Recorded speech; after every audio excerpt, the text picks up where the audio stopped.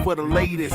South side or the north side, not tuned to the greatest. Home team for the home teams. Both sides got our own rings. On the mound or the long ball, but we don't put the wrong strings. Yeah. It's that time of the year now. Wrigley or Gantes or the whole league that we hear now. New show with a new mood. Discussions and interviews. Trade rumors that might be. This is Pinwheels and Ivy. Yeah. What's going on, everybody? It's Pinwheels and Ivy. We're just doing the retweets and whatnots right now. We will be going live in just a second. All right. I got one done from the mothership. All the other ones good to go? Yep.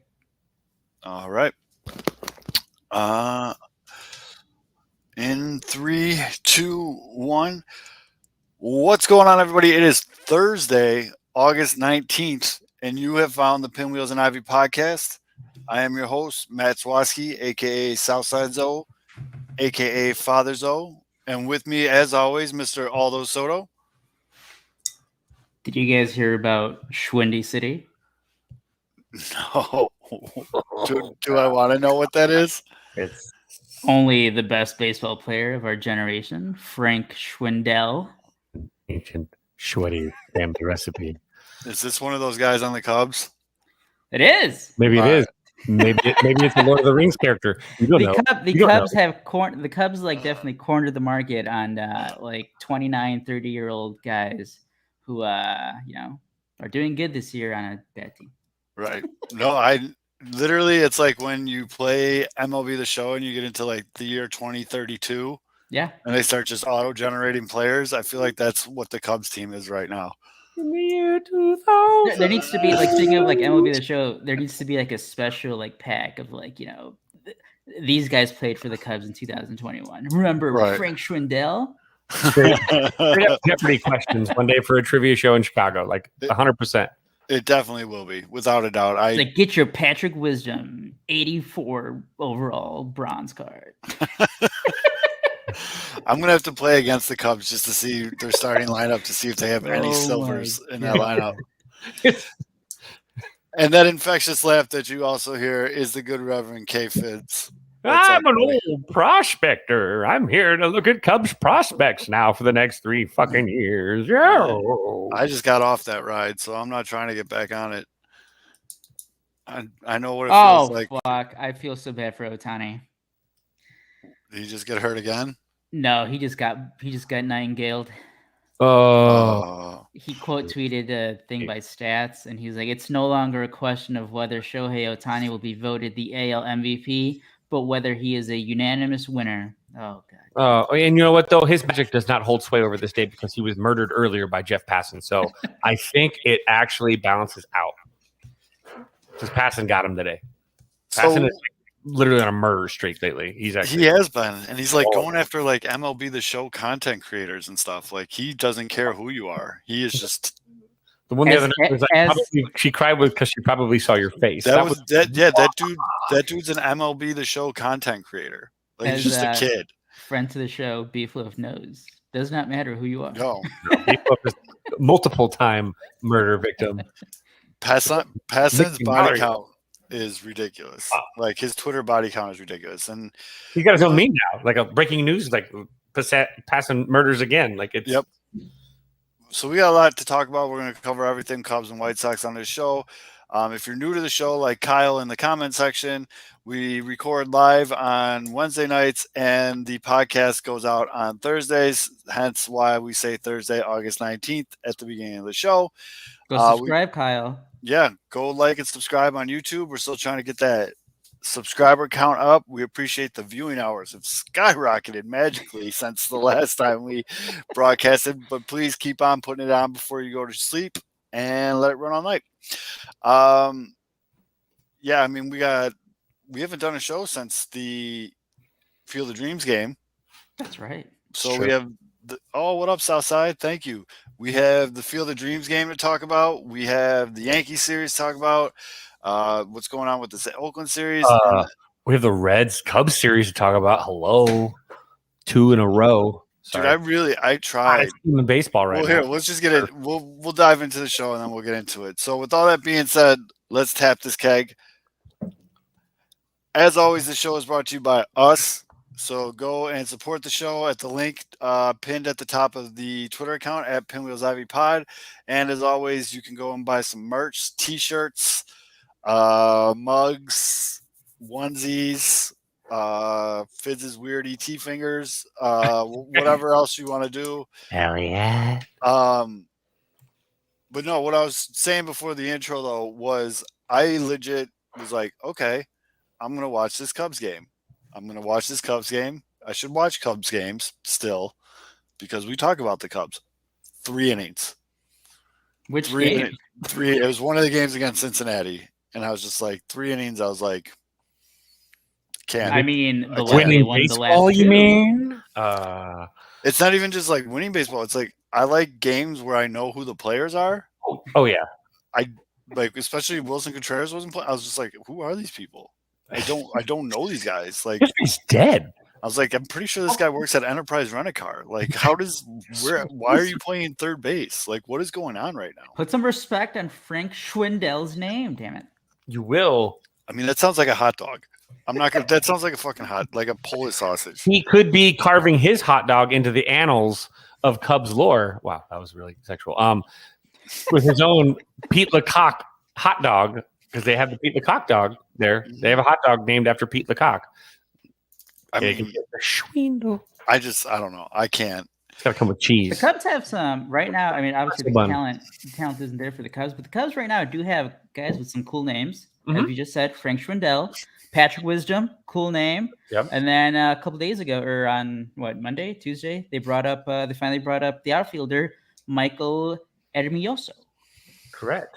Very cool. And he hit a home run. In his first, what's his name? Oh God, what's the other guy? oh yeah, Fargas. Fargas. Yeah. I didn't even try it. I can't even say his first name. I was just trying to. Honestly, I don't know his. I don't even know what his first name is. I just know his last name is Fargas. I'm like that dude that keeps calling it the Jewels in Soldier Field. I am calling him Jonesy. I just can't do it right. So Fargan idiot. You Fargan asshole. Yeah, I mean, I tried, fellas. I really did, and Justin Steele. Cool that kind name. Of that one. Yeah, that cool. one I knew. You guys have talked about him before, so I knew that one. And to be honest with you, I was really watching it for Joey Votto because that dude's he still bangs. He's incredible. Votto still bangs, baby. Dude. And but that kind of leads in. We'll go. I guess we'll work this backwards. The news that came out that it's going to be the Cubs and the Reds in Field of Dreams Part D. Yeah. I don't know if I agree with that one. I think I'm for once in my life going to say this publicly, but I think I agree with Rovell. Where MLB's kind of fucking up. This should be the White Sox game. Just every year? Until they are not a good team. Like they should be a contender now for the next foreseeable future. And the movie is the White Sox. The White Sox are the field team in the Field of Dreams. Then why don't we not have the Cubs and the White Sox then? But it's honestly that'd be fine. It's two of the oldest baseball teams in Major League history, like in history. They're two oldest. I mean, Cubs fans, we get to watch a whole bunch of Cubs related theme movies right now. It's Rookie of the Year every time it is. But ghosts come through the corner, like make it a rescue. But here's the rim shot. That tells me though. That tells me that somewhere someone has been promised that the Cubs will not be a shit team next year. Right. It tells me that the Cubs are going to spend in this offseason. That actually tells me that they're not going to go send like the Schaumburg Flyers there again. They're not going to do that. So that tells me that someone's been given a guarantee. Hey, if you put us in this game, we will field a competitive team. So that actually gave me a little bit more optimism. And the idea that you think that the White Sox should have the market lockdown on it, they've got there's a larger audience out there. This game was so good for baseball, it's incredible, but it needs to continue to expand on it. And I think that you have to continue to reach audiences beyond that. And I think that I don't know. I'm just thinking the history of the Cubs Reds. The Reds was the other team. It should have been the Reds and the White Sox originally, because that would have been the perfect 1919 like throwback. But right. I mean, the Yankees aren't too shabby. But no, I mean, they got a few titles. But so a couple of things. One, that's a really good way to look at it if you're a Cubs fan. Like someone in Major League Baseball, like the Ricketts must have been like, dude, give us the game. We're going to actually spend money. Promise for realsies. Mm-hmm. But there's not going to be a season. It doesn't matter. True. They're like bailed out. The other thing though, and I saw a lot of people, mainly White Sox fans, and yeah, I'm gonna snitch on my own kind here, but like, who's gonna watch this Cubs team, dude? The Cubs can literally bring like 12-year-olds out there, and the Cubs following is that strong. It's gonna sell out just like this year. Tickets on the secondary market are gonna be in the thousands of dollars just like this year. I don't know about the TV crowd because I don't think some dude in like Minnesota is gonna be like, oh, I want to watch Frank Schwitzel bat, but Schwindel. whatever. And Just say Schwindy City. You can say Schwindy. I'm gonna say how many times Sweaty balls. I'm going to say how many times I can mispronounce that guy's name before the end of the show. And that's true. I mean, Iowa does have the Iowa Cubs. I mean, yeah. Dude, so, like, again, I looked this up too, and I actually was wrong. I figured it for a full-on Cubs market. I did not know that the largest market for sales, jerseys, apparel, et cetera, in Iowa is the Royals. The Royals. You could have gave me 30 guesses, and that'd probably come in at like number 16 or 17. And they're like at 60%. The Cubs are like at 14 or 17%. And then it's the Cardinals. White Sox aren't even in the top 5 in that that's not a market. Yeah, but you look at it and you think Royals is a surprise. That's right. And so you look at that market too. So I mean, I think the funny thing is too, when this happened, you think like, how are Cub fans going to react to this announcement? I got multiple texts, multiple family members, all saying, "How the fuck are we getting there? Let's go!" Like everyone wants. No one's. I mean, we're all obviously over the trade stuff now at this point. I have my dad, my ex brother-in-law, who, I mean, God, is my sister's ex-husband. He's texting me. He's like, "Hey man, let's go. We gotta go." I'm like, "Okay." I'm like, "Shit, let's find out." But Kevin, what's the most you pay for a ticket? For that, God, I don't know. Well, it starts at 400. Yeah, I was gonna say maybe. I would pay face value. I'm kind of good. I'd rather take my dad to the Hall of Fame anyway. But because I know you're a big movie guy. Obviously, Field of Dreams, the whole experience. I can go there on a non-major league weekend and enjoy the hell out of it. So it's still there on a Tuesday. I mean, before White Sox Twitter, everyone that I knew from the Quad City area and anyone I knew from Iowa were Cubs fans. Second question, Kevin. What if they actually played it in the Field of Dreams field? Oh, well, I would pay $500 to watch that home run derby. Phil, what are the dimensions again? Well, I mean, it looked like you said. Yeah, I was going to say, they were playing there. You guys laugh, but what happened in the real game? People fucking hit news. bombs all day. They still hit bombs. Greatest call ever. I've played the Tim Anderson game-winning home run over and over and over and over again just to listen. I hate Joe Buck to death. I want to punch him in his throat, but I also wanted to hug him on this one. The call was just perfect. Joe Buck, I don't know. I mean, I think a lot of the Joe Buck hate in Chicago is because he's done a lot of like Bears games and those Bears-Packers games. Most of the time, the Bears always get their ass kicked. So obviously, you don't have good memories. And he's a Cardinals fan too. And obviously, there's that whole background. Joe Buck has great fucking calls. Back at the wall is iconic right now. Back at the wall, like that home run call for him. I'm probably gonna get tore up in the comment section or replies tomorrow when this goes out on all the different podcasts. Now, I like Joe Buck. And I know some love fans Joe hate Buck. this. I like Joe Buck. I love Joe Buck in Brockmire. Yeah, he's funny. 2016, the World Series, the final call. Mm-hmm. I liked his call better than Pat Hughes. I'd rather have Chip Carey, but fine, whatever.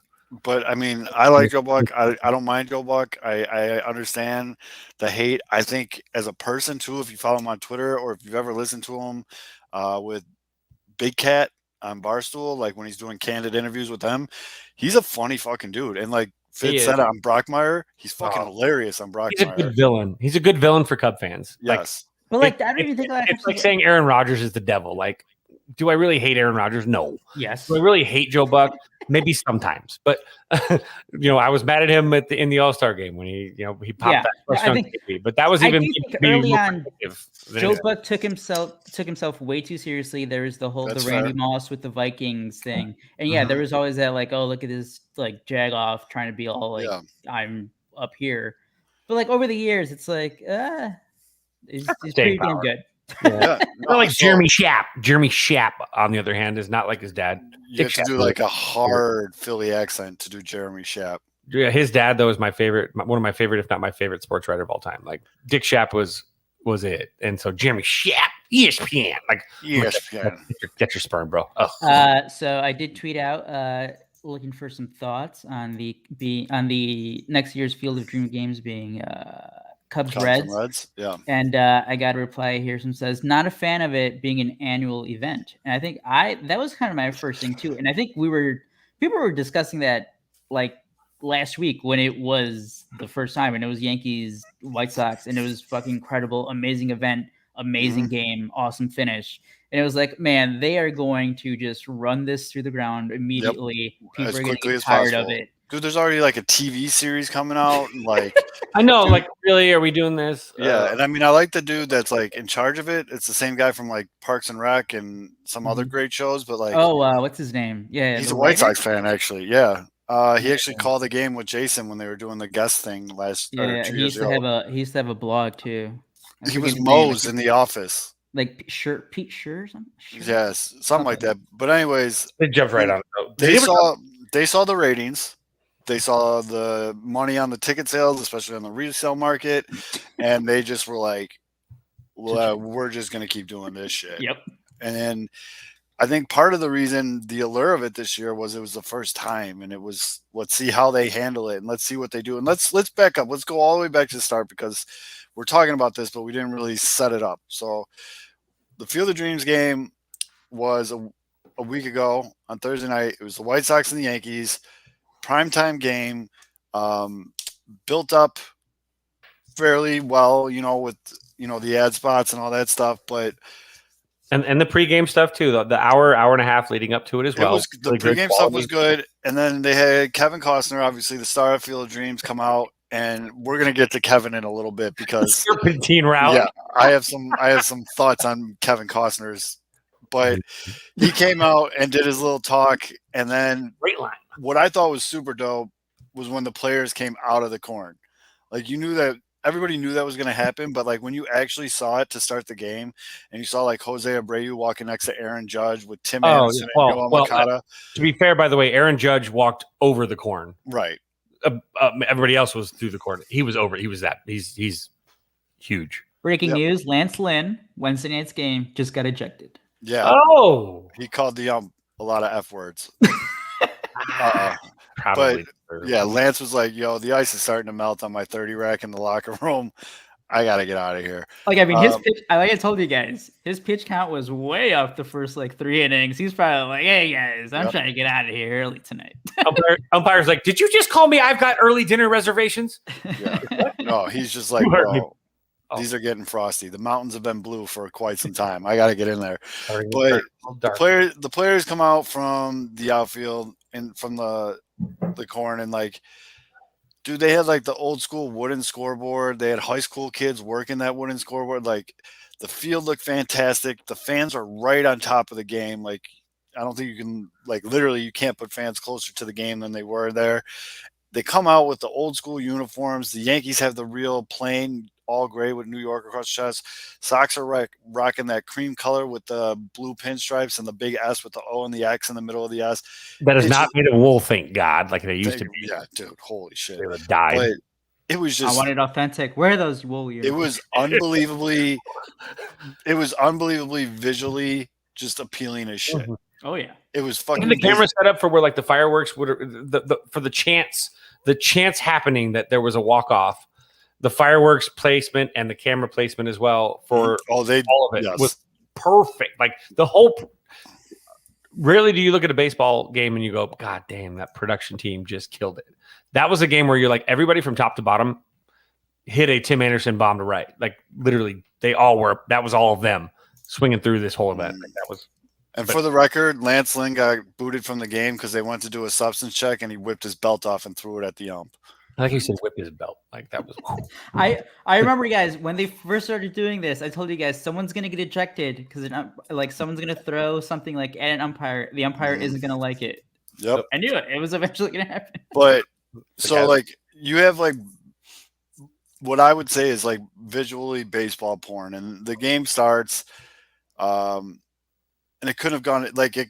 Even if you scripted it, like this was like it felt like a scripted movie. I mean, all of the superstars hit home runs. Yep. Jose Abreu, Eloy Jimenez, Judge, the other Roy dude from the Yankees, Gardner. no, the what's his face, Stanton. So the Yankees come back. They take they tie the game in the top of the ninth after a big comeback. Zebby Zavala gets walked, and then of all players that could possibly this happen to, Tim Anderson hits an opposite field walk-off home run. And I mean, he right away starts doing the it's over towards the Yankees dugout.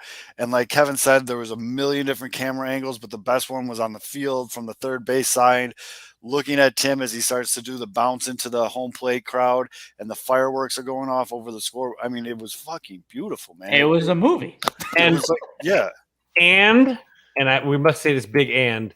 It also created for every baseball fan, not a Yankee fan, one of the most incredible juxtapositions where you had to deal with about 13 minutes, maybe 12, 13 minutes of Yankees fans popping their chest, throwing it out, talking about fucking, and I mean, what's the guy for the quarterback from The Longest Yard? This, right here. I mean, you got this. Woo! Yeah, baby, what a comeback! Yeah! Can you hear that? Oh, yeah, Yes. baby! It was fucking due! Let's win this fucking game! Yeah! A few moments later. Fucking times could it happen this year? How many fucking times could they lose like that? How many fucking times after coming back? God, this is just a fucking killer of a year that has been horrible. That's probably perfect. That's and every baseball fan loves to watch Yankees fans feel that way. Is it wrong to say that? I don't know. No. So it was. I mean, that was arguably one of the best baseball games I've watched in like 20 years. It was the highest rated regular season baseball game. Well, so besides the Cubs game, you Like watched 16, 17 years, right? Sure. Right. And correct. So Well done. dude, I don't think it could have went any better. Like I really don't. I can't think of any way that game goes better. And you know, kudos to Major League Baseball, but you immediately take those kudos back because then they saw the profit margin and they're like, yeah, we're going to run this shit back. And like we mentioned before this, they're going to run it into the ground. And yeah. Oh yeah. I mean, that's happening. So then what happened after that though kind of sucked. They had Friday off to get back from Iowa, you know, rest up a little bit. And then Saturday, Sunday, the White Sox just got they were good games. They both turned out to be good games, but they lost both games to the Yankees. A lot of problems with the White Sox, what they call themselves, the Ponytail Gang, the Kimbrel Hendricks closing duo. Later to find out, after the series, Hendricks said he figured out the problem. He was tipping his pitches.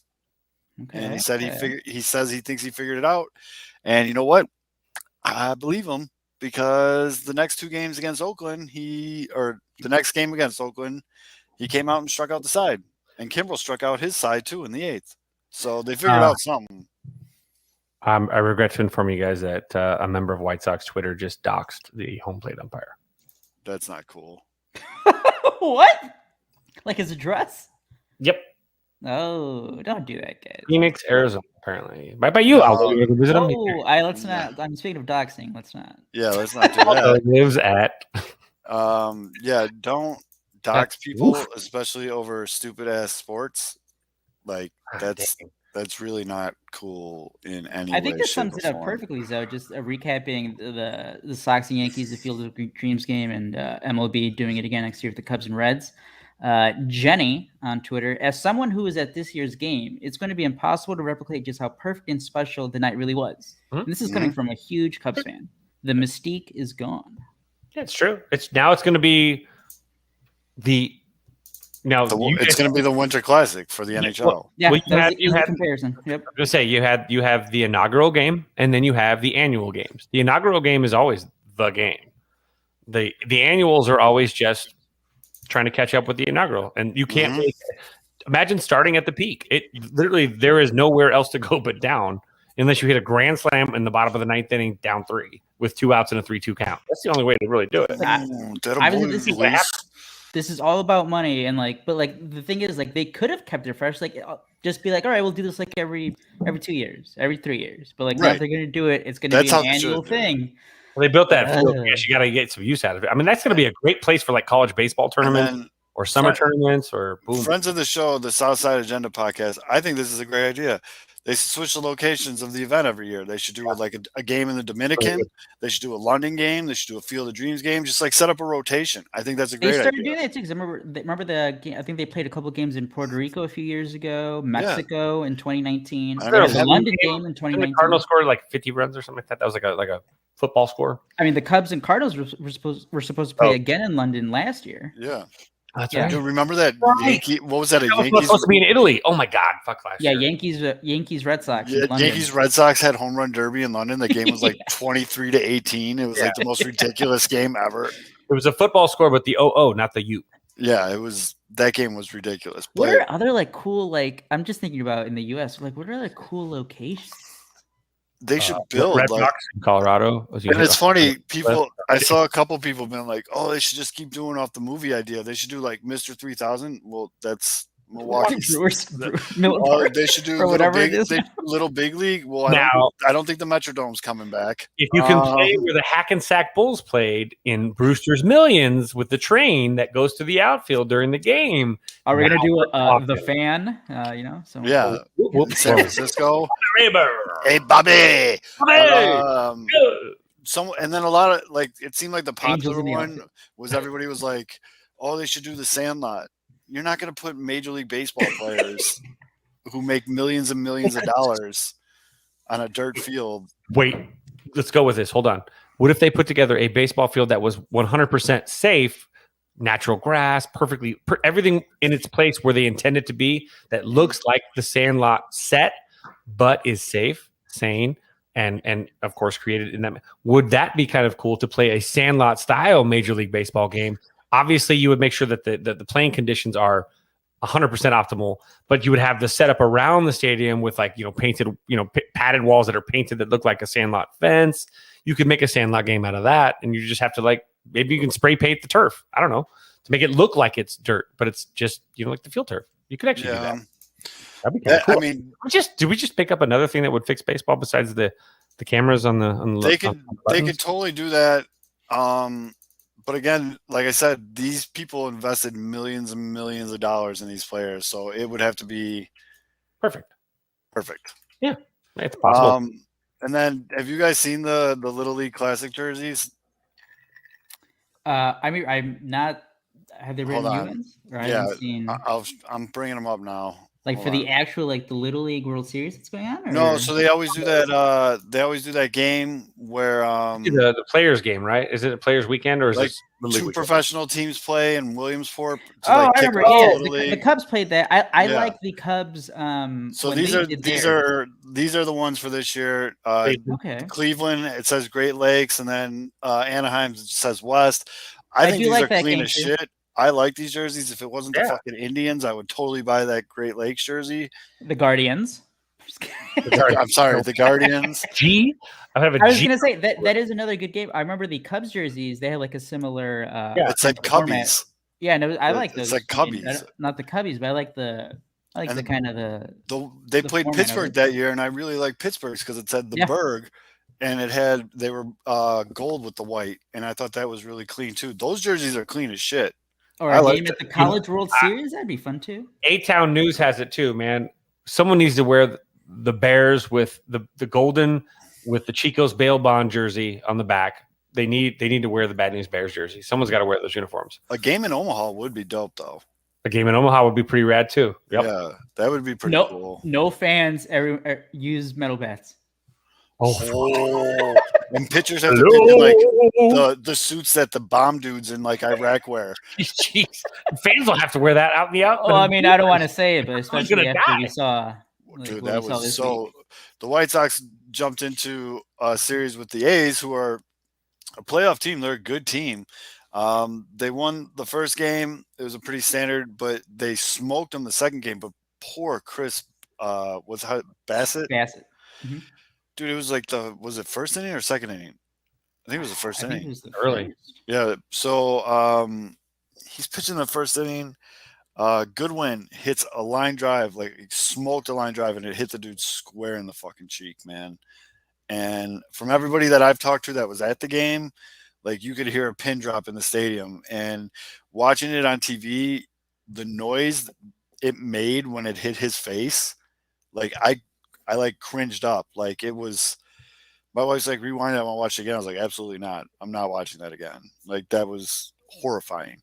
The good news is though, after he was carted off and there was a ton of blood, we have now found out that his eye is okay. His vision is okay. He had to get a couple stitches and he definitely broke like a cheekbone. No, I mean, he's fractured in cheek, yeah. he's in no means like out of the woods here, but I was very nervous that like homeboy broke his orbital bone and like his eye was going to fall out or some shit. Cause that thing, dude, you heard the bone break when the ball hit his face. You can hear the bone break. Like it was, and I mean, all the players on both sides were, you can tell, like some of the A's players looked like they were about to cry. Goodwin was in the dugout, like getting consoled because you got to feel like a pile of shit if you know, but it's part of the game. And Steve Stone kept saying it on the broadcast. He's like, every player that has ever pitched in Major League Baseball knows that this is a risk you're taking when you step out on that rubber. And you hate to see it no matter what. But, oh, my God, talk about a gut check, dude. That was whew, that Just was goes to show how dangerous this is. This game has its dangers. It's not an inherently safe game. I mean, we've seen base coaches get hit with a line drive in the neck and die on the baseball diamond. It requires, and that again, when the more they dumb the game down for pitchers, the more dangerous it gets for pitchers because they're not going to be able to defend themselves with something dirty. Oh my God, Fitz, this is for you, dude. This is my guy. Shout out Bill Miller. Shout out Kick a Rock Productions. You guys are hilarious. This shit is fucking funny as fuck. For those of you listening on the podcast, Bill said, what about a Rookie of the Year theme game where Gary Busey has to run out to the mound after every other inning to give a cocaine-fueled pep talk to the pitcher? Danny Glover and Daniel Stern, the double Ds, if you will, are the base coaches, of course. I think this has legs. Not only is this a post that has maybe the best idea I've ever heard in my entire lifetime, especially if it's like today, Gary Busey. It's how well that is written right there. The double D's is grammatically correct. He's even capitalization is fantastic. This is a perfect post, by the way.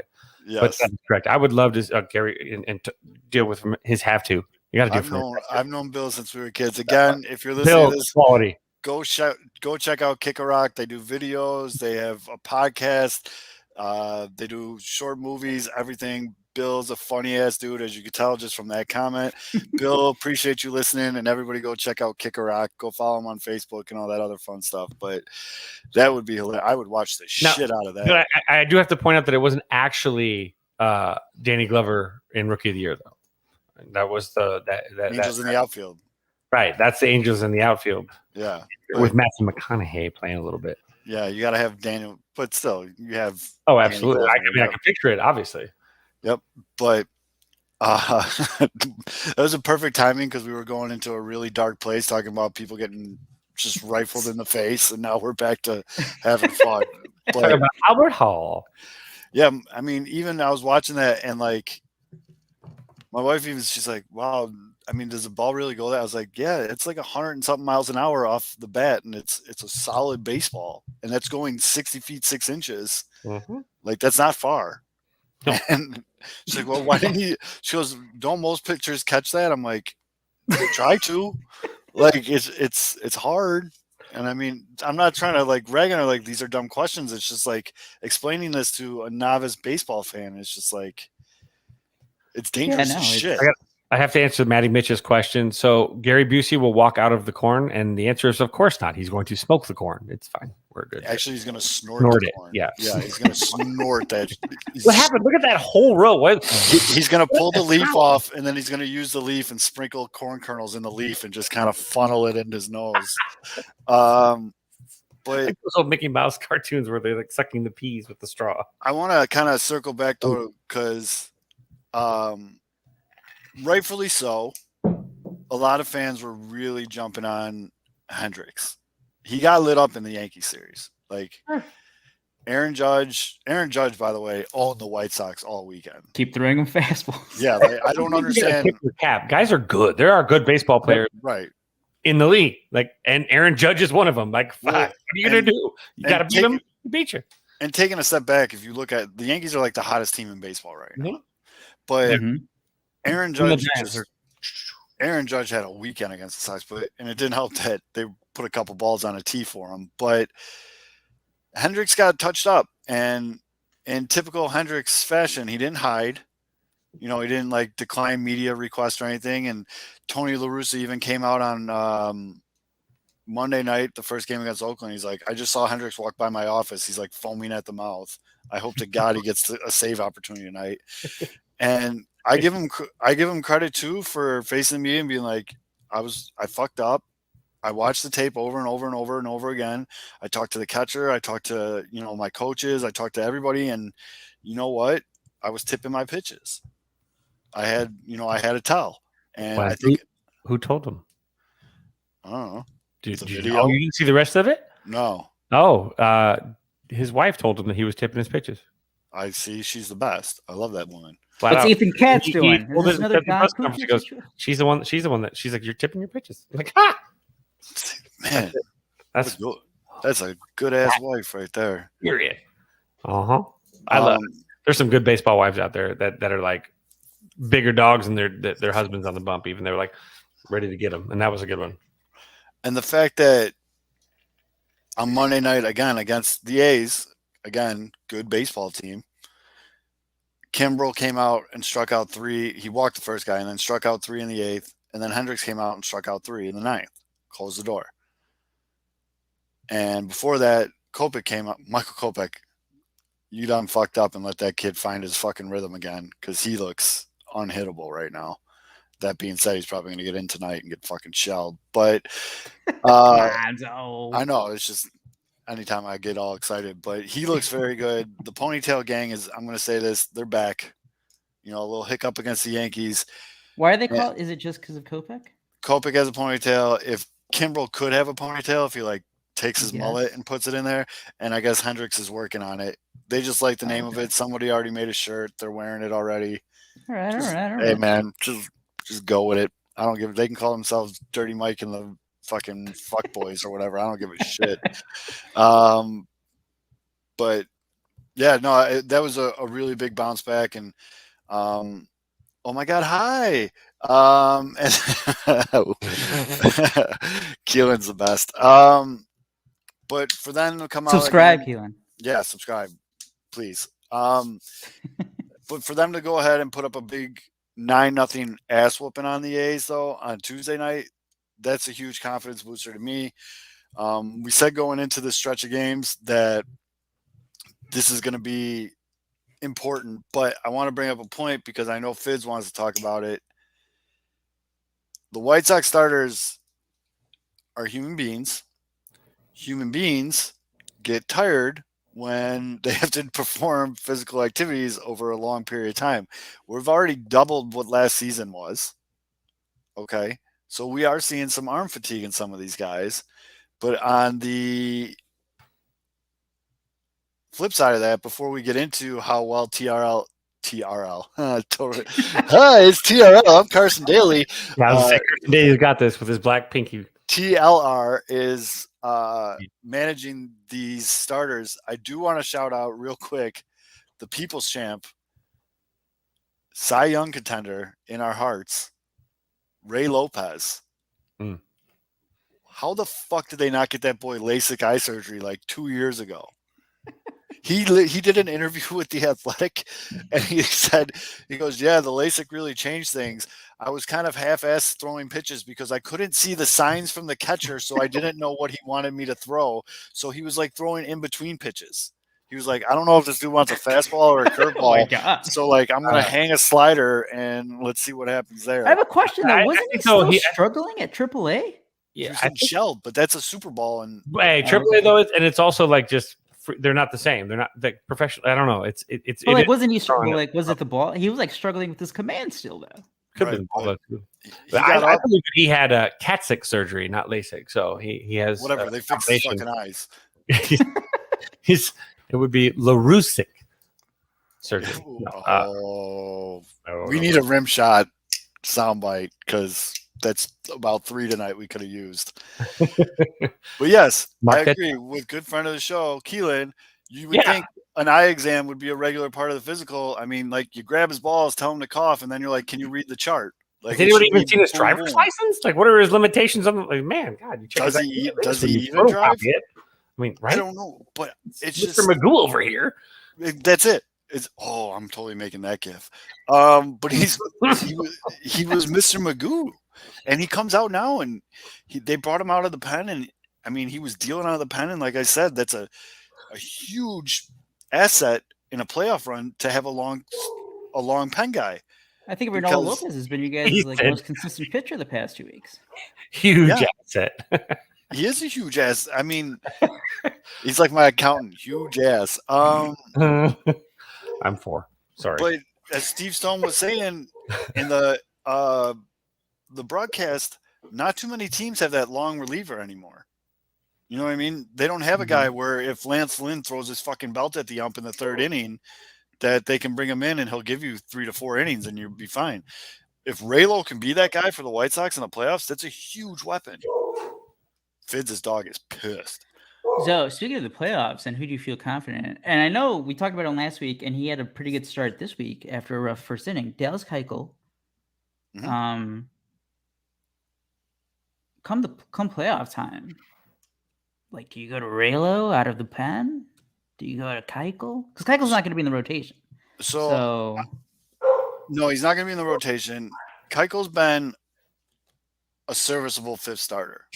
So for as much as people get on him, which that's me. I am people get on him too quickly. He's been okay. Like he'll have the starts like his last start where he only gave up 2 runs, but it was like a brutal start.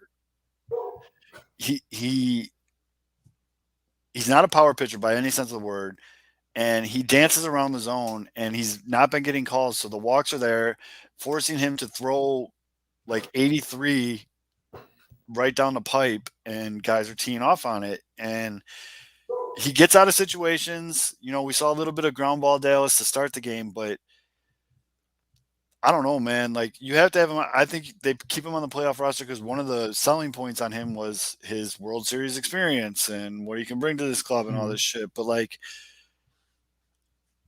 I still don't really feel that confident. And P-Knowles from White Sox Twitter commented on one of my tweets. I can't find it in enough time right now because I tweet like an asshole and way too many tweets per day. But he said something like his expected batting average against right now is like 586 or something like that. Like you can't go into the playoffs and throw that guy in the hill right now. Right, because I'm just thinking of a scenario like because obviously he's not going to be starting any games. Like when he does come in, it's going to be out of the bullpen. Like I just can imagine a scenario where it's like, fuck, you know, whoever didn't have it. It's the 4th inning, runners at 1st and 2nd. You're down by 2, and it's like Dallas, please give us a ground ball, and then he goes in there and gives up like a 3-run home run. Right, because the home runs he gives up are fucking bombs because they're BP. You know what I mean? He whatever. But I'm amazing to know that he's getting paid that much, and he's probably not going to throw a single inning in the postseason this year. That could very well happen. Yep, and he'll be on the playoff roster too, though. But he'll be long relief in a blowout. Is what he'll be innings eater Ed. That's basically it is what it is at this point. But when you start looking down the road, you know, he's done after this year, right? Contract wise, I think he has one more year. He's got one more year, and he's throwing like John Lester was it like last year. Yeah, I it mean, feels like. It feels like Lester to me right now. That's what it feels like. To me. by no means do I want to say he's cooked. You know, that's a phrase No. that's getting used a lot these days. Like Jake Jake Arrieta is Jake cooked. Jake Arrieta is cooked. Yeah. Dallas Keuchel's not cooked, but he's definitely on like the 17th hole right now. You know You know, what I he's mean? on the Like, decline. yeah. And with that being said, if Raylo can continue through the month of August and the rest of this regular season to be throwing like he's throwing, if I'm in a situation, I'm handing the ball to Raylo right now. Yep. Like 100%, I'm handing the ball to Raylo. I mean, your 4-man rotations, what? Rodon, Lynn, Giolito, Cease in that order? Yeah. And make sure that Gio's a night game. Dude, that's no, That's Kevin. That's false. Go look at his splits from this I year. thought you were the one that told me that it was a day No. game. Like I said he's usually not good in the day game, but like I was wrong because I looked at his splits. It's one game. You told me. I don't It was know. the Red Sox game. That's There why was you a- think that. Yeah, Oh. it was the Red Sox. There's 100 tweets like day game Giolito blows, and so I just kind of went with the cool crowd. It's And then literally I one start. was like, how bad is the separation here? And I looked at his splits. I'm like, he's actually better in the day. It's His that ERA one is better. start against the Red Sox when they play like at whatever it was, 10 in the morning or whatever. Yep. And he didn't like get out of the second inning. No, he You got know, lit up. That's what blew up his daytime numbers.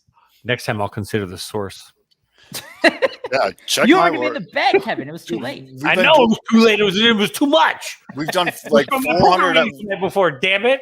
We've done 400 episodes of this show. Be You up should way- know by now to check my stats. Shout out to that to Carrie, That's on you. that Side Sox fan who is a lucky charm at the blackjack table and at the craps table, who rolled me the hard 12 on the last roll at the table where they closed it. Rolled out a hard 12 when I had triple on the pass line, or not the pass line, but the field. And then I threw a 5 out or whatever it was on the hard 12, and he rolled it. And then they kicked us off the table. We played blackjack, and then we won there too. He's a good luck charm. But that money, some of that now is gone because somebody said bet on the White Sox.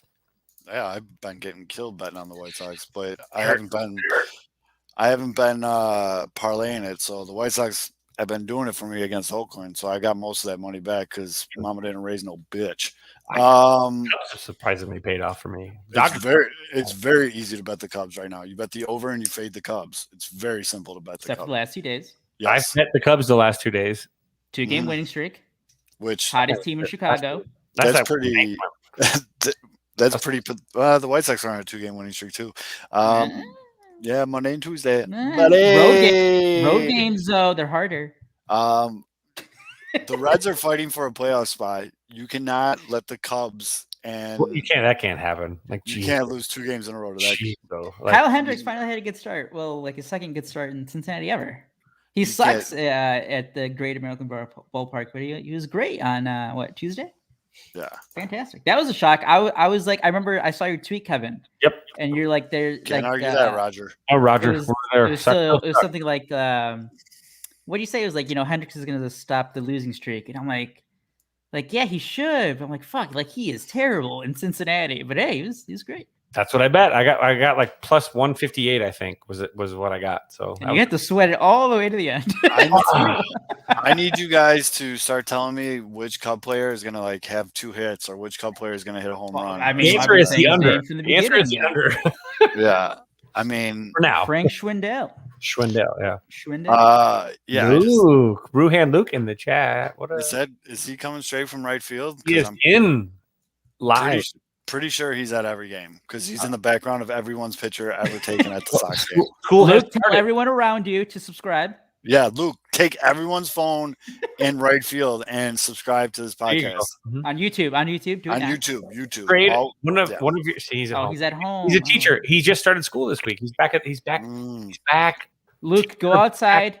And look at Go me. around your neighborhood. Wait, what is going on now? They're all just popping Wait, up right now. I'm It's like, pretty sure, whack-a-mole. and I don't want to like, I guess like fake doc someone or anything like that, but like I'm pretty sure we have some high school teachers that watch our show. yeah, we do.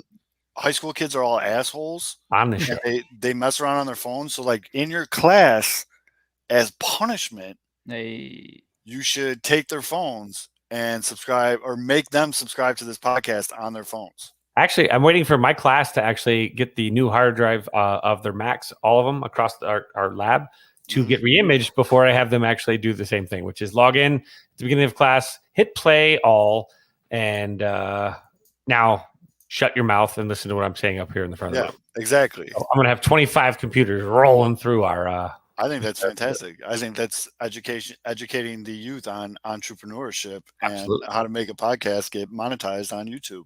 Media part of the class. That's what we do. Yeah, it's a good thing. I like that. I completely forgot what we were talking about.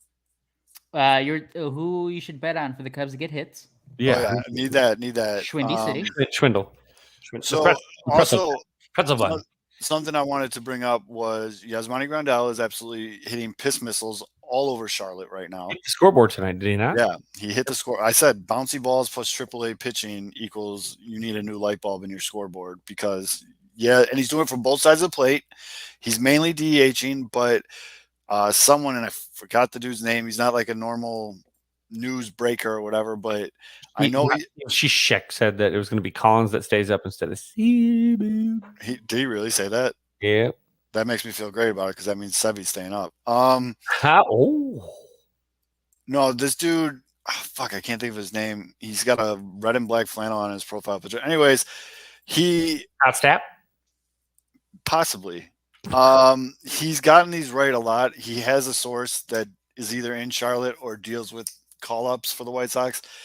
He said, my reliable source told me Yasmani Grandal will be called up Monday for the Blue Jays series, meaning that he is not getting on the plane to Tampa Bay for the weekend series versus the Rays, which I thought was a little surprising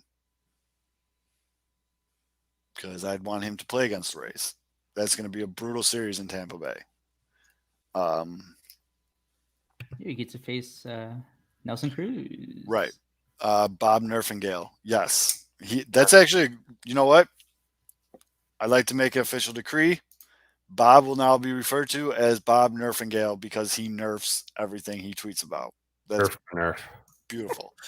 Thank you, Mailman Jack. But yeah, no, I mean, a lot of big baseball games going on still for the White Sox. So they got to finish out the series versus the A's as we're talking right now on Wednesday night. It's 2-1 Sox in the top of the sixth. Garrett Crochet and his I can kick my leg real high pitching is out there. But yeah, I mean, Rays and Blue Jays still. I can't wait for the Blue Jays series. I'm actually very excited about the Blue Jays series. That's two of the young, more excited. Oh shit. Did I say 2-1? Is it 2-2 now? Oh no. Oh, Luis Robert just made a catch at the wall. It's still 2-1. I definitely thought it was about to be 3-1. Good catch, kid. Oh, Crochet, you look a little beat. Crochet looked like a country dad that just drank 42 Busch Lights and came home. Like he had his hat on crooked. He was all sweaty with a big chaw in his mouth. Sorry. I mean, he does actually. That's some good podcasting right there. The people listen. Baggy uniforms too. Like he actually wore that White Sox uniform from 1919 well, or the old. So I think I found the name. Patrick Howard. Oh, that might be it. Let me look him up. Yeah, he's wearing a red and black flannel. Mm-hmm. I mean, so did Beetlejuice, right? No, that was black and white. Yeah, no, Patrick Howard. Don't know what his connection is. Don't know what, but he's been right about this before, and he's tweeted 3 hours ago, a piece of information, not surprising, has been revealed to me this evening. Yasmani Grandal will make his return Monday in Toronto. And then he said, the Knights have had back-to-back home series starting this week. If any games get delayed like they did on Tuesday, Yasmani doesn't get his full at-bats. Don't be surprised if he returns next Friday against the Cubs. So basically what I'm gathering from that is they set a number at-bats. They need Yasmani to hit. And that's Monday. Crochet out, by the way. Crochet as out. Do you think he did the walk, where you see the really nice? He's got a really nice watch on his left arm too. Like, mm-hmm. Do you think Grandal comes back and like catches right away, or do you think they ease him back in? I think they almost need him to catch right away. I think they're still going to take their time. I think they'll take their time a little bit to start, and then as they build towards like again September, then I think he'll start taking over a little bit more frequently. Once they get to September, they have the roster space to have 3 catchers, so he can actually get a little bit more rest early in September. I think he'll have to. however he feels. Let his body tell the story. I mean, it really depends on how his body responds. I mean, you really almost can't predict it because And that's fair. And it's sore, shut it down for a day.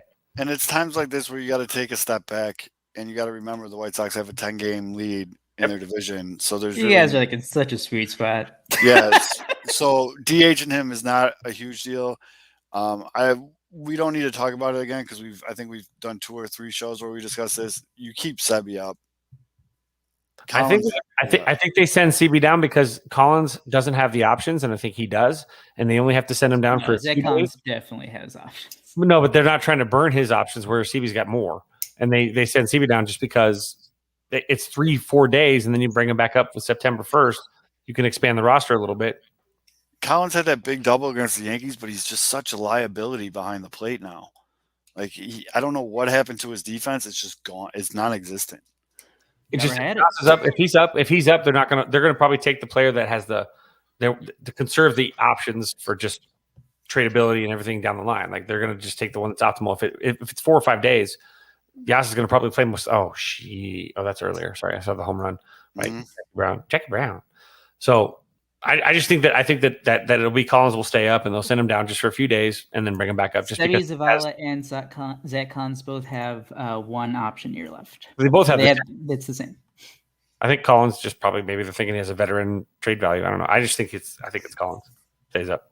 The other thing with when you think correct. See, I just think it's a business decision. Thinking about if it's only 4 to 5 days, they both have the same option, so that doesn't really make much of a difference when you put the lineup together. If you put for your catcher, let's say you want to give Grandal, you don't want him to catch that day, so you put him at DH. Who do you want behind the plate? Sebi.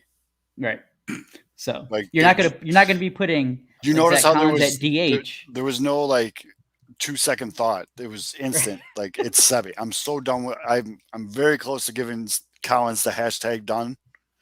You've been really close though, like for a week. But then he hit that. But no, that double it brought you back in. Double off the wall in a big moment. The double off the wall gave him some life, but he is. Your finger was hovering over the button, yeah, over he the is. gun button, He, and then he he is. double. You had number 1 on the Doomsday nuclear launch. You already got the tweets out. I already know. It's saved in drafts. It is saved the end of Terminator 3. That's what it was. It's saved in drafts. You were about to send tweet done. It's saved in drafts. And just for those of you listening, when I hashtag done someone on Twitter, I'm done with them. I won't tweet good things or bad things about. They're just dead to me. You don't exist. The last person that got the hashtag done was Yomer Sanchez. Oh, that guy. Yeah, he couldn't hit the ocean with a boat oar. It was bad. Well, clever. Yeah, that was still weird to me. I still don't understand how that happened. That 1-0 pitch just now was unreal. Yeah, I'm very, very happy he has figured out his shit since his first start. That had bite. That was Tepera slider looks very good lately. Dropping a 1-0 Charlie like that is just the other thing with the White Sox, and I'm not really concerned about it, but it's something I noticed. There's 2 parts to this. One, I don't see a lot of Madrigal would never do that tweets with Cesar Hernandez. You want to know why? It's because Cesar, I don't know if this has always been part of his game or whatever, but he has some at bats where he looks like he would rather be doing literally anything in the world besides being at bat right there. I mean, it was some of these at bats, especially in the Yankee series. I don't know, man. I felt he was just not there mentally. He's had a couple decent at bats in this Oakland series again, and it could have just, I don't know. It was weird, dude. I don't know. Do you guys know anything about him? Because it's frustrating. No, I mean, they can just be a rough couple games. Yeah, it was very frustrating, and I'm not trying to question Tony La Russa, so before anyone jumps down my throat or anything like this, the way Yoan Moncada has been hitting lately, I think he needs to be moved back to the 2 spot, and Hernandez needs to be moved back down to the 8-9 spot because Luis Robert has been hitting as well. So he should be moved back up. But I think Moncada is at his best in the 2 spot when he's not trying to move runners. He's just trying to get himself on base. It's a different mindset. It's a different plate approach. And Moncada at 5 is just not working. Eloy's been an absolute fucking beast in the 4 spot. So Tim's not moving from 1. Jose's not moving from 3. Eloy's not moving from 4. But I think you put Luis Robert in that 5 spot and Moncada at 2. But before he got injured, who was starting to hit second, and everyone loved it, and he was killing it. Grandal. Right. Well, part of the easing him back in is you got him in like 7/6 area. By the way, I was looking up the done for Yuzo. I was trying to figure out who the last player before Sanchez you were done with. Can you guess? It was last year, earlier in the season. 1 week into the season, you were done with one player from last year. Do you remember? I'm an emotional roller coaster, although you stay consistent, and he's blacked it out already, though. That's the thing. He's dead to me. He's dead to the White Sox because trash. It was homeboy's cousin, Nicky Delmonico. Oh no, I'm done with him too. But I was also done with Yonder Alonso. Oh no, Yonder, he was gone in 2019, wasn't he? All right, yeah, he got #done too. Yeah, but the last one that is Nicky Delmonico. Nicky was a tough one because I think Nicky's a great dude. Like, I think I can go fishing with Nicky Delmonico and drink 60 Busch Lights and have a great time. I was just really upset that they kept trying to put him in the lineup. Yeah. And he was batting .082 or something like that. It was ridiculous. Shrimp Tapera, smoke ring. Over. Yeah. Yeah, no, I really #done Nicky Delmonico, huh? Yeah. Oh, mate, you were on it. It was pretty close to the Zach Collins. You're like, I'm pretty close to done with him. I'm almost done with him. All right, I'm done with him. Yeah, Nick. Well, that's how quick it was because Nicky couldn't hit shit. And here I'll read. It was July 25th. So early last year, I was #done with Yolmer.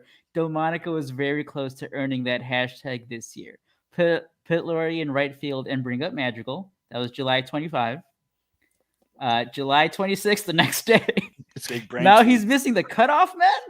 The hashtag or the done tag is dangerously close to Delmonico. So a threat. You're threatening him there. Gotta hit your cutoff, man. 2 days later, July 28th. I just don't get it. Oh, here it is. I just don't get it. Something has to be happening we don't know about. Lineup beefs are part of the game. I get that, but I'm officially done with Delmonico. Pulled receipts. Yeah, no. Hey, I was done with them. They're not. Those are positive receipts. I gave him every chance in the world. He obviously missed his cutoff, man, and then didn't hit. Something was there. Out of all the #dones, that was the toughest one because again, I think Nicky's a good dude. 5 minutes after you were officially done, you tweeted out #SoxMath. I'm #done with done. I just wanted the White Sox to know. Because, again, this is how my brain functions. I feel like the White Sox look at all the Sox Math replies, which I hope they don't because there's certain people on White Sox Twitter that tweet very graphic cartoon pictures. What? Wait, breaking news. Breaking news. You rescinded your #done for Nicky Delmonico. You felt bad. You took it July 29th. July 29th. I don't feel bad for him per se, but I get it. Almost so where I'm going to rip the #done off Nicky before the glue dries. Whoa. I got it off glue reference. Oh my God. I got the glue before the glue dried. See? Sticking so in your book, Nicky Delmonico, if he ever comes back to the Sox, you're not done with him. Yeah, Nicky Delmonico officially does not have the #done on him. Also, that means there's also hope from somebody to come back from the nether realm. So that's good to know as well. I can guarantee you, everyone else that's gotten that tag is never coming back.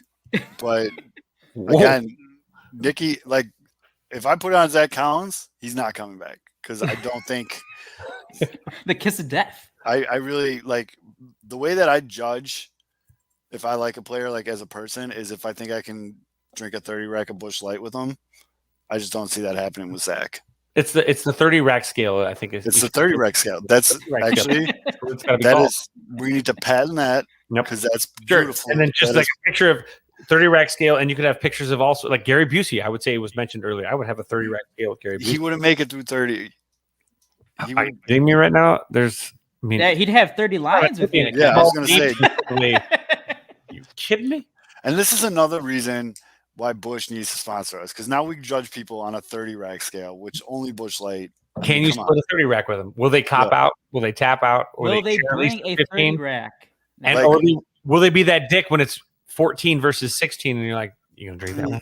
Well, like, let's put it this way for the fans at home. Lance Lynn is like the leader in the clubhouse on the 30 rack scale. Okay. Like, you can drink a 30 rack with Lance Lynn, you throw on some good music, you probably have a lot of laughs, be a great time. I'm trying to think of who's at the bottom of the barrel for the white. Like, who would be the Well, bottom Zach of the barrel? Collins. Bottom of the- Yeah, I feel like Zach Collins would be like, this is lame. I don't want to do this. Let's go to a club or something. Like, Is it vodka soda, please? I don't think Moncada would be down. I really don't think Moncada would be down with the 30 rack. Oh, I mean, Moncada's no, he's definitely a club guy. He's He's the in bottle Northwest. service guy. Yeah, Northwest Indiana doesn't know what hits it when Hurricane Moncada comes through. He just had a nice base hit, by the way. So does Miller High Life, Jack. I feel like High Life really does. Miller High Life has a 30 rack. in Chicago. Oh, I feel like Goodwin would be high on the 30 rack scale. I feel like Eloy would be high on. I definitely think Jose Abreu would be high on the 30 rack scale. 30 rack scale. Liam Hendricks. Liam Hendricks. Dr. Pepper. Sorry. Liam Hendricks would be a fun 30 rack because you don't know what you're either going to get. Someone's going to like get put through a plate glass window, or you're going to be laughing till you cry. Well, you know who I can see as Or a 30 both. rack Or guy? both. You could Or actually have both, your head through yeah. a plain glass window while laughing till you cry. Yeah, It's actually I mean, potentially both. possible. You know what? So I could see you and our boy Frank Schwindel splitting a 30. I don't know Frank that well. I don't know Frank Well, like that, but you know what? There's well, no better way to you're get to know a him guy. over There's You not no get the better way shirt to from get to know Frank? a You guy. didn't get the shirt from Frank? You did last week. You said you got this shirt from Frank. You said it last week. Yep. So And you know Frank. I got a Whose shout shirt you out. got it from? My college roommate. He's not on the internets and social media wise, but when we were freshmen and sophomore, and we were the only kids from Chicago in school down in Florida, he used to do this with people, but instead of Bush 30 racks, he did it with a whiskey called Yukon Jack. And if you could come in and sit down with us and drink Yukon Jack with us and it was a good time, we considered you a friend. And we did that for 2 years. And then we finally had a group of friends, and we moved it to 30 racks so we didn't die. But it's just a great way to judge if you could be friends with a guy or a girl for that matter. I've definitely had 30 rack drinking sessions with both sexes, but yeah, it's a great way. So Think Luis Roberts a 30 rack guy? He's a Is 30 he- pizza guy, sliced from Domino's. yeah, Well done. See, Please, that's why please tell me. I don't know. he's like in the middle because I don't know if he's a big drinker. I don't, but you do know for a He also fact can drink? that when you get to like beer like 20 something in that 30 rack, he's gonna order some motherfucking Domino's. Yeah, you And know the you're calorie gonna- count's gonna be high. You're A gonna lot feast. of carbs. You're gonna feast. It's gonna be good. Shout out to everyone for no one making a Tony La Russa joke during that segment. I was so Yeah, tempted. notice though. because nobody wants Tony to drive. We're like, nah, is this at Tony's house? Appreciate that. Fine vino anyway. But who? So- Well, who I think there's how some about old this? So people. I got this question. Oh, sorry. I was wanna- gonna say, I think there's some old people like it's like pretty cool. Like to they'll like start sharing some stories. Don Cooper It'd be- would be great. Yeah, it'd be cool. But then they're like, I don't Except if think you Tony do it with Larusa's Don that guy. Cooper, you're gonna get 5 beers yourself because he's gonna polish 25 of them off. Hey, so I'm going to give you options so you don't like feel totally pigeonholed, even though it's still going to pigeonhole you a little bit. I only do that on the weekends. Who are your 5 White Sox Twitter 30 rackers? That's super hard. That's why I gave you 5 at least. If I said 1, it'd be worse. Well, like, so Give if you I 5. say like the 108 guys, does that count as 1 or 3? Yeah, you can call they're really like a hydra. They're like the 3-headed. Yeah, they're good. Okay, so we go 108 guys. Fuck, this is really hard. Kevin. Well, no, that's a given. We don't do Kevin. Yeah, we're already on that. We're in that rack already. Right. We're actually we're drinking our own rack on the side. Summer of George for sure. No wait. My rack. Obviously Mailman Jack, but I don't know if he'd want to do it because he'd do 30 donuts. 30 donuts. I don't think I could do 30 donuts. So Down with Jack, that, mailman. you're not in this one because you just said 30 donuts. But you will have immaculate calves. Your calves I would say the on tap crew because Oh, we can that's do right. Cruise as one because I know Buzz and those guys they get down with the Bush Lights, so it'd be a lot of fun. and Buzz will definitely slide if it happens to be raining and muddy. He will put on a garbage bag Right. and slide into. And then I would say the phenomenal women of the Estrogen podcast. Those 4 ladies, that would be a very fun time. So what's that, 4? I like that I can go cruise because it's making this a lot easier. Yeah. That does. You're like not leaving anybody out. And then definitely not Ken WO. What do you mean? I'm just kidding. We would fight each other 30 times during that 30 rack. And it would be like actual fights. It'd just be like out of control conversations. And then next Who would thing bring you know, up Madrigal first? he would. See, that's why you can't say Kerry, because Kerry passed on the. I forgot to tell you that Kerry passed the Nick Madrigal baton to me this weekend. So now, as a fan of his, he was with you, Zoe. All right. Well, let me pick the 5th guy, and then I do have something I want to bring up because you just reminded me, and I need the help of our listeners. I don't know who the 5th guy is. You know what? Jeff the Giant. Oh, that actually work. I want to go camping with Jeff the Giant. Truthfully, Jeff the Giant.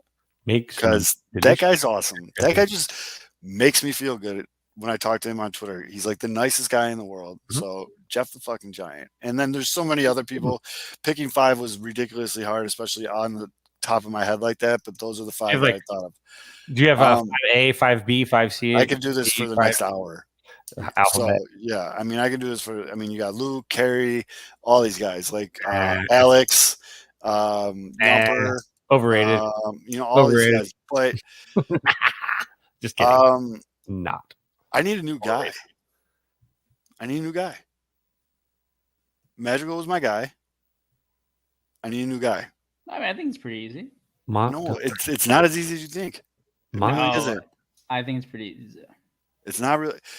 Montgomery. I want it to be Eloy. That's not hard. You just answered it. That was easy, though. That's exactly who I was thinking. Like shit. But that feels like too easy. You know, I don't want to go chalk. Because one of the reasons why I love Madrigal was because he was good, and people kept trying to tell me he wasn't good. I mean, okay, if you're going to go by that criteria, you can go Yohan. Right now, he is actually. You could buy high. You could buy low right now. You could buy low on Yohan, but because Eloy's easy to buy. But we were already in on Eloy before he was away. I'm thinking. I'm leaning more towards Vaughn. Oh, there you go. Jump on. But that's Fidz's dude.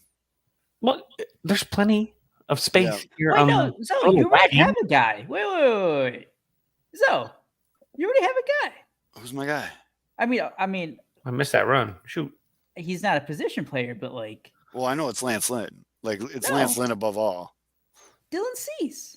When Dylan Cease. Those are my, yeah.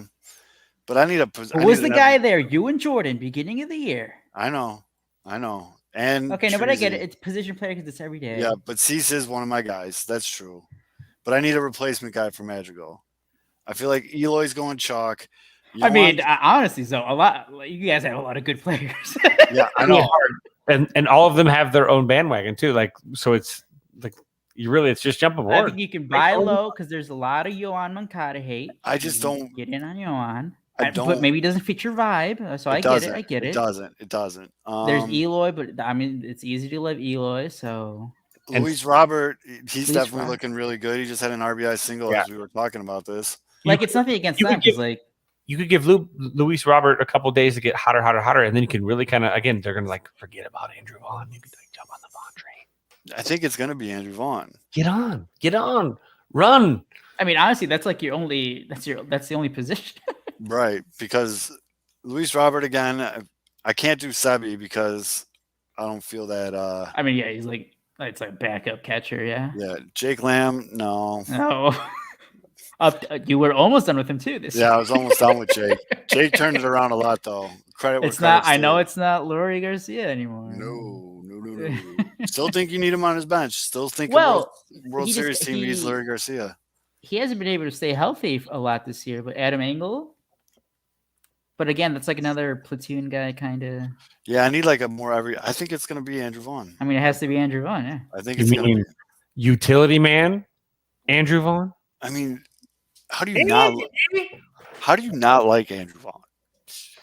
The kid brought up as a first baseman, and people laughed at the idea of him playing third base. Remember that, Fids? Yep. Like people were like, I remember. Oh, I've yeah. got And I think the we could season's probably find a over. clip. I know I said it on the show when someone said like, "Yeah, he might be able to play third," and I was like, "From all the reports, that kid ain't playing anything else besides first." I'm almost positive I said that on this show. A lot of people did. Dude, kid played Swiss left Army field. Vaughn. Love it. That's Yep. good, Keelan. That's good. Kid played left field, right field, first base, He played second base. That's not even like the same as first. Like that's not even like hey, I'm a first baseman. I'm going to go play. No. Like, the first baseman they play third.